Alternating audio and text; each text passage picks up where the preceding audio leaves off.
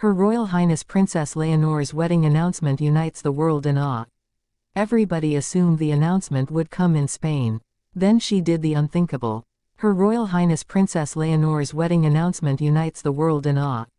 Soft piano, a single cello note sustaining. The moment arrives. A palace room full of tension.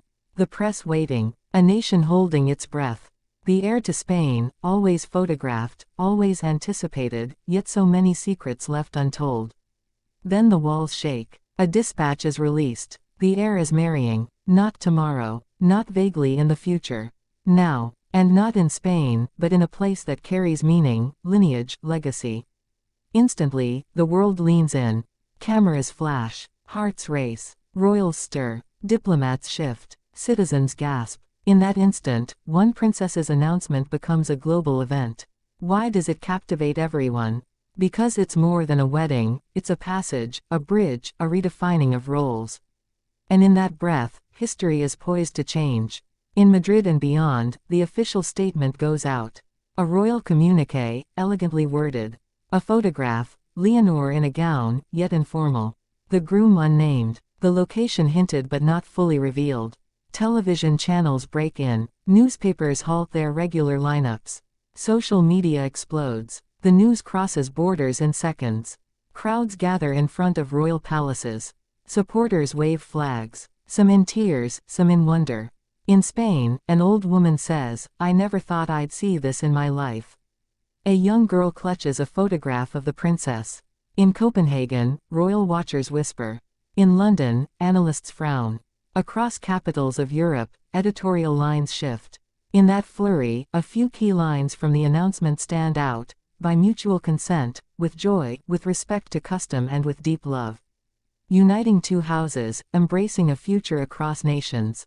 Already, the narrative is set. This is not just a Spanish wedding. This is a global moment.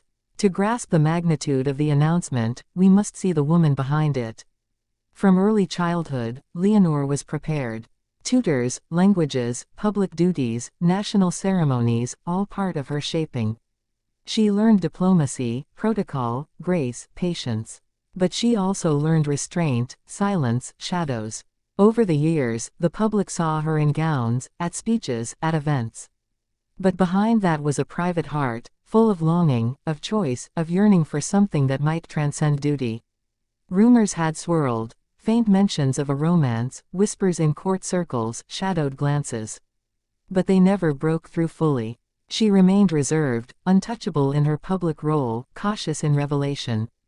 Then, in conversations with trusted friends, she spoke of longing, not for grand gestures but for connection, for agency, for a love that respects her role but doesn't suffocate her spirit.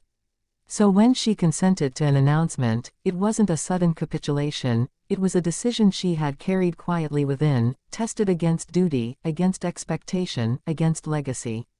The moment the announcement spreads, reactions cascade across continents. In Spain, talk shows buzz. Royal watchers dissect every phrase. Some rejoice, some worry. The monarchy's future becomes a national conversation. Newspapers run portraits of her in youth, in state visits, in quiet moments, now interlaced with speculation. In Denmark, royal commentators welcome the news. Some say it enhances their monarchy's reach, others caution about dilution of tradition. The Danish public is curious, excited, cautious. Across Europe, opinion columns emerge, a union that may change alliances. In the UK, comparisons to past cross-royal marriages. In the US, intrigue, royalty still captures imagination. In Latin America, Spanish ties stir emotional resonance. Royal households watch closely. Which houses will send guests? Which alliances will it shift? Which protocols will bend? In social media, photos, memes, edited images, fantasies, speculation, none of it leaves the narrative. Every detail is magnified. Her smile, her bouquet, her posture, her gaze. In the announcement was a hint, the ceremony would not take place in Spain alone. It would be held in multiple venues or a cross-country itinerary or in a foreign land with deep meaning.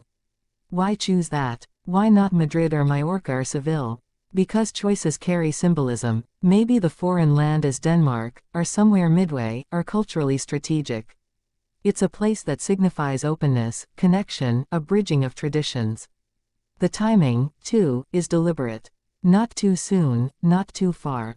A date carefully chosen, anniversaries, historical echoes, zodiac timing. Perhaps it coincides with a European summit or a diplomatic event. Or a cultural festival, making the wedding itself part of a larger narrative. Within the announcement, there's a mention, by the coming spring. That allows months of anticipation. It allows conversation. It allows the world to lean in, to invest in speculation.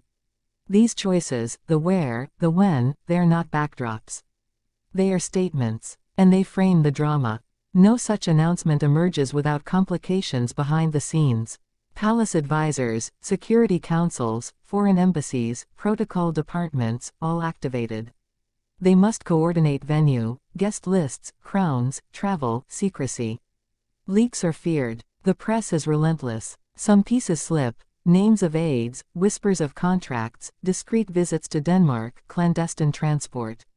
Palaces issue denials, claims of, only speculative, no decisions yet. But behind those walls, the machinery hums. The groom's identity remains withheld in public. In private, his parents, advisors, courts negotiate titles, alliances, agreements. Dowry, yes or no, will they integrate into her line or have a parallel path? Even within Spain's royal household, conflicts emerge. Some older courtiers resist the foreign elements. Some younger ones support the bridge. Some fear overshadowing, dilution, loss of tradition. Some see this as the new royal direction. Amid it all, Leonor stands firm, quietly guiding choices, weighing tradition and new promise.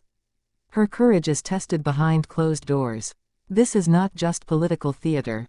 It's deeply human. Her father, the king or queen, depending, receives the news. Pride, hesitation, memory. He remembers her childhood, her public moments, her sacrifices. This union is both his joy and his dilemma. Her mother, siblings, close confidants, they live hidden sorrow and excitement. Some may feel left behind.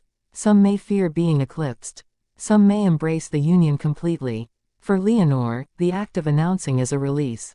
She steps out of protocol's shadow. She claims her agency. In that act is both vulnerability and power. The groom too, whoever he is, his heart, his family, his culture, his adaptation. He steps into her world, into Spanish expectation, into European spotlight. He must match her strength, navigate her role, find his place. In the public consciousness, people imagine her in bridal lace, walking into a chapel. But inside, her heart beats with fear and hope, with doubt and conviction, with joy and weight of legacy. This union does not erase individuality. It melds them, stretches them, reshapes them. This announcement sends ripples into structures. Will her children be Spanish? Will they carry dual titles? Will the succession line shift? Will she reign jointly in multiple realms? How will state visits work? Which flags wave when she appears abroad? Royal houses may face pressure to open alliances. Protocol committees will rewrite rules. Some constitutional monarchies will observe and perhaps emulate. Some will resist. Diplomats will notice. Spain's relationships with the country of choice deepen. Cultural exchange intensifies. Strategic alignments may solidify. This is more than a marriage, it's a soft power move. Even domestic politics may shift. Republicans whisper. Monarchists rally. Opposition parties may question expense or tradition. Yet many will see the union as renewal, modernization, relevance. In academia, scholars will later debate this as a turning point, the moment when national monarchy accepted cross-border identity. We asked, where will the wedding take place? We know hints point to foreign land and deep symbolism. We asked, when will it happen? They chose spring, allowing anticipation. We asked, who is the groom? Still withheld, negotiated behind closed doors. We asked, how will it reshape monarchy? We see changing protocols, bridging identities, diplomatic ripples. Now new questions emerge. What reactions will future generations have? Will this be seen as the moment monarchy evolved or fractured? Will her children embody dual identities or forge a new path? Will this announcement become a legend, a turning point remembered decades later? In one statement, she united the world in awe. She shifted focus from duty to love, from protocol to possibility, from expectation to wonder. Her Royal Highness Princess Leonor's wedding announcement is not just news. It's a promise of new alliances, of renewed monarchy, of love crossing borders. It's a moment that invites us all to watch, to believe, to imagine. She reminds us, traditions can evolve. Royalty can adapt. Love can lead. And in that announcement, the world pauses, not just to witness, but to feel.